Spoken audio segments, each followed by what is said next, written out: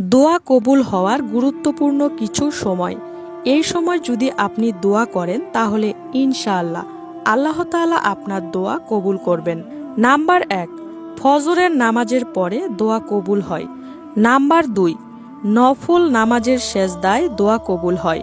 Number 3, তাহাজ্জুদ নামাজের পরে দোয়া কবুল হয়। নাম্বার 4, আজানের সময় দোয়া কবুল হয়। নাম্বার 5, বৃষ্টির সময় দোয়া কবুল হয়।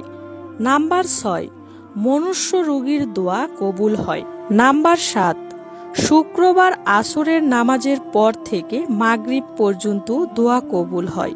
নাম্বার 8, এছাড়াও মায়ের দোয়া কবুল হয়। নাম্বার 9, দান সদকা করার পরে দোয়া কবুল হয়। নাম্বার 10, কোরআন খতম দেওয়ার পরে দোয়া কবুল হয়।